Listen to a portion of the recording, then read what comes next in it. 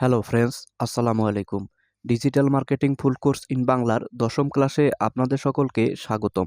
আশা করি সকলে ভালো আছেন।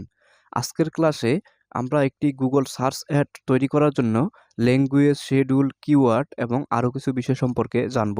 চলুন কথা না বাড়িয়ে আজকের ক্লাস শুরু করা যাক। আমরা প্রথমে আমাদের অ্যাডস অ্যাকাউন্টে চলে যাব। দেখুন, গত ক্লাসে আমরা এই লোকেশন টার্গেটিং পর্যন্ত শিখেছিলাম। এখন আমরা পরবর্তী ধাপে চলে যাব। এখানে দেখুন ল্যাঙ্গুয়েজ। অ্যাড রান করার ক্ষেত্রে এই ল্যাঙ্গুয়েজটা কিন্তু অত্যন্ত গুরুত্বপূর্ণ একটি বিষয়। আপনি যদি বাংলাদেশের জন্য অ্যাড রান করেন তবে অবশ্যই এই ইংলিশটাও রাখবেন, পাশাপাশি আপনি বাংলাটাও রেখে দিবেন। ধরুন আমরা বাংলাদেশের জন্য অ্যাড রান করব, তাহলে আমরা এখান থেকে এই বেঙ্গলিটা সিলেক্ট করে বাইরে ক্লিক করব। দেখুন এখন কিন্তু এই ইংলিশ বাংলা দুটোই সিলেক্ট আছে। তবে যেহেতু আমরা লোকেশন হিসেবে ইউনাইটেড স্টেট রেখেছি, সেহেতু আমরা এখান থেকে বাংলাটা কেটে দিচ্ছি। আমরা ল্যাঙ্গুয়েজ শুধু ইংলিশ রাখছি। এরপরে দেখুন অডিয়েন্স সেগমেন্ট। আমাদের এই গুগল সার্চ অ্যাডে অডিয়েন্স সেগমেন্টের কোনো কাজ নেই। এটি পরে যখন আমরা ডিসপ্লে অ্যাড রান করব, অন্যান্য অ্যাড রান করব, তখন এই অডিয়েন্স সেগমেন্টের কাজ আছে, তখন আমরা এটি শিখব। এরপরে দেখুন ব্রড মেশ কিওয়ার্ড। এই ব্রড মেশ কিওয়ার্ড এটা আমরা অবশ্যই অফ রাখবো, এটা অন রাখবো না। এরপরে যদি আমরা মোর সেটিংয়ে যাই, দেখুন ad rotation, start date and end date, ad schedule, campaign URL, brands. হ্যাঁ, এখান থেকে আমাদের এই সার্চ অ্যাড রান করার জন্য অ্যাড রোটেশনের প্রয়োজন নেই। এই স্টার্ট ডেট এবং ইন ডেট এটির কিন্তু প্রয়োজন আছে, এটি অত্যন্ত গুরুত্বপূর্ণ। দেখুন আমরা কবে থেকে আমাদের অ্যাডটি রান করব এবং কতদিনের জন্য রান করব সেটি এখানে দিতে হবে।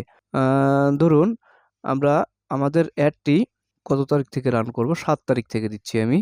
২০২৫ সালের জানুয়ারি ৭ তারিখ থেকে অ্যাডটি রান করব।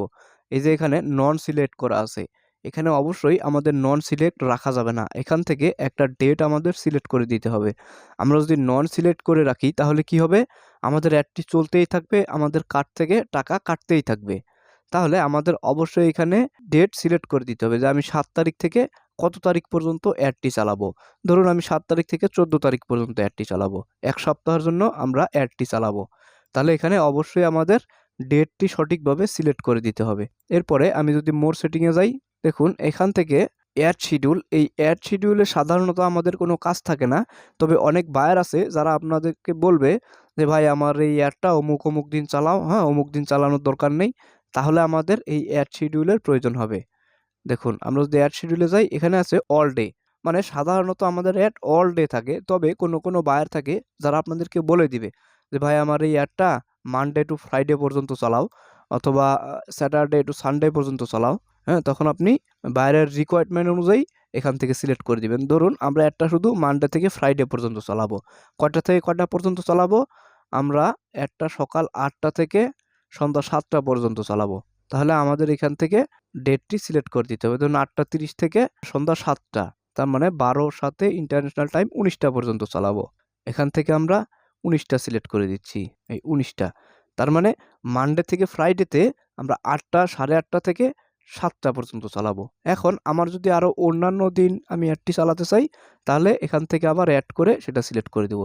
ধরুন আমি ফ্রাইডেতে চালাবো, ফ্রাইডেতে কয়টা থেকে কয়টা পর্যন্ত চালাবো, ফ্রাইডেতে ধরুন ১০টা ৩০ থেকে ১টা ৪৫ পর্যন্ত চালাবো। তাহলে এইভাবে আমরা সিলেক্ট করে দেব। আমি যদি আরও অ্যাড করতে চাই তাহলে এখান থেকে অ্যাড করতে পারবো। সাধারণত আমরা শিডিউল করি না, আমাদের অল ডে অল টাইম অ্যাডটি চলে। তবে বায়ার যখন আপনাকে বলবে তখন এখান থেকে সেটা শিডিউল করে দিবেন। আচ্ছা, এরপরে রয়েছে ক্যাম্পেইন ইউআরএল, এগুলো আমাদের প্রয়োজন নেই। ব্র্যান্ড, এখানে আমাদের আর কোনো কাজ নেই। এরপরে আমরা নেক্সটে ক্লিক করব। দেখুন এখানে বলতেছে where will people go when they click your ad, মানে আমরা যে অ্যাডটি রান করব, আমাদের অ্যাডে মানুষ যখন ক্লিক করবে তখন তারা কোথায় যাবে, মানে আমাদের একটি ওয়েবসাইটে যাবে, তাই না?